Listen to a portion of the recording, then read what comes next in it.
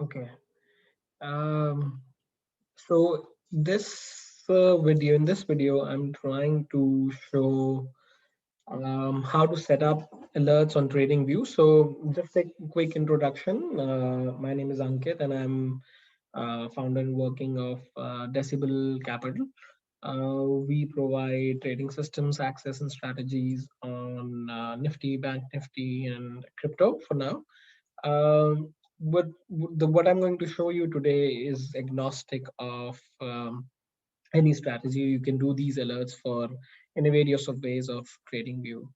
So if you go to the trading view and open your chart, this is my indicator. This is a strategy that we actually provide access to. It has back tested, but this is not the video for the strategy. What I'm going to do is show you how to set up alerts. So let's go to and open a Bitcoin chart just because it's a 24-hour market, and I'm going to close my own indicator. Okay, so first things first, you have to understand that trading view alerts work on the chart time frame that you set it up. So if I'm setting it up right now in a 5-minute chart, it will take those studies or indicators that you might have put in, and then fire the alert based on your condition.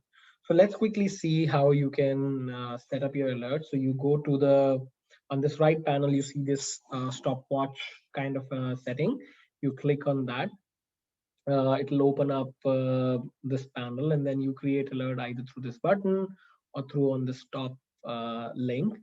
So it opens up this condition block. What you can do is, let's say if you are putting an alert on BTC USD, and you want, so right now it is 31332. So let's say I want just to show you how it fires, I'm gonna put it at 31330 and close, and it as test alert. And let's say if we it's moving a bit. Okay, this should work. So you see now it is showing, it got it clicked, triggered as well. But then what you would see when we were just a second before, it was showing an alert here. So let me actually edit this, going to the settings so that it takes a minute. So there are a few things you see only one, so it will only trigger one, and it will trigger every time depending on the condition you have. So if you click on every time, then every time the Bitcoin crosses 31350, as in the previous data was below 31350 and the next one is above 31350, it will make that fire that alert. You can also select an expiration on the alert. When do you want not this trigger to not to fire any more alerts? You can select all these features. If you send an email, you can receive an email, and all these in the message section you can actually use some of the placeholders. So you can actually use a placeholder like close, which will show you the closing time, or at time, to show you the time in GMT or UTC as they call it. So if we do this again, and then rather than using only once, we'll save it as every time. So now there you go. So you just clicked, you see it's crossing, it's giving the closing time, and it's giving the closing price and the time, and it stays active. And when you highlight it, it can show you. Now what you can also do is you can put some moving averages alerts as well. So let's say if I put in moving average, simple moving average, and I change the, not the code, my bad, the settings. So let's say we put 20 cross 50 moving average on this chart, and then we'll be able to put an alert on the moving average. Or actually, let's put an exponential one. I should have put this one as exponential as well, but then that's okay. Just to show you, just to make sure we see it, the difference, let's change the color for one of them to be green. So you see now it is at there's a 2,5 moving average or 20,50 moving average. Actually, let's quickly change these to smaller terms so that we can find a few alerts. So we want to change this to 5, and I'm going to change this one to 7. So that way is we might actually see a few alerts. Yeah. So you see now there are two moving averages on the chart. Now when you try and create an alert, it will give you those options in the drop down. You see all the indicators that are on the chart, you can see the options here. So moving average, EMA. So if you want to see a crossover of moving average crossing over. So let's say you want to put 5 moving average crossing down. So we can say crossing. So 5 moving average crossing your 7 moving average. So this is every time these two moving averages crosses. And now you can see instead of just only once and every time, now it has once per bar, once per minute, once per bar close. So a few options for you to select, but let's say we select once per bar and say this is a moving average alert. It will fire alert, it will notify us on the app. I don't have an app on this one, but then whatever. Webhub URL is used for API training, so I'm gonna leave that. And then I can type here whatever text I want. So EMA 5 crossing EMA 7 at, and then I'm gonna put price as close price, and then time. This is just true for me so that I know when does it fire.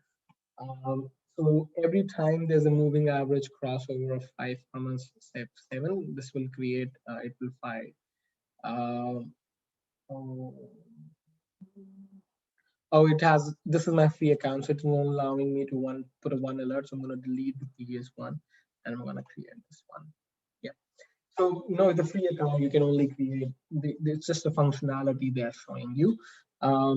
Actually, we could have made these further smaller or maybe on a 1 minute chart. Let's do that actually. So this will have to be deleted because this was created on a 5 minute chart. So I'm going to create on a 1 minute chart a Bitcoin alert, and I'm going to move this further down so that, well, actually this video will get too long if we do that, but you understand how you do that.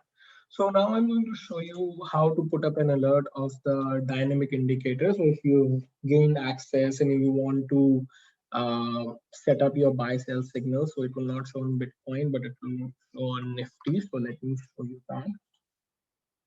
And on Nifty 5 minute chart, let's say you want to set up some alerts. So you want to be notified when the trade is coming, or you want to be notified on your email or app if you have it. You can easily set it through these. So you need a few of alerts to be set up. What you can do is you can go to start. Now here, just make sure that you don't have any other indicators and you have your correct time frame deployed. That will ensure that nothing else gets showed up when you create this alert.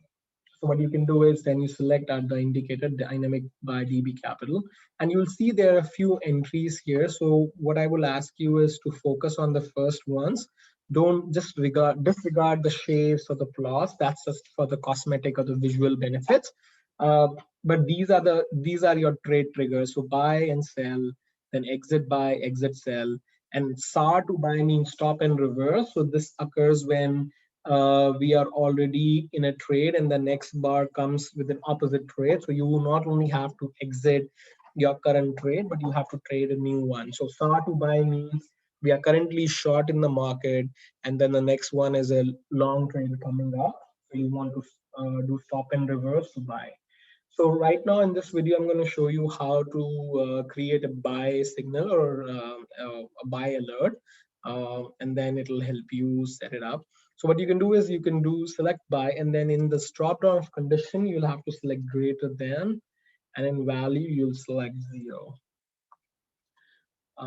Select once per bar, and then if you want to send it to an API, you can select this webhook URL, you can select a sound and whatnot, other features. And then I'm going to say test alert for dynamic.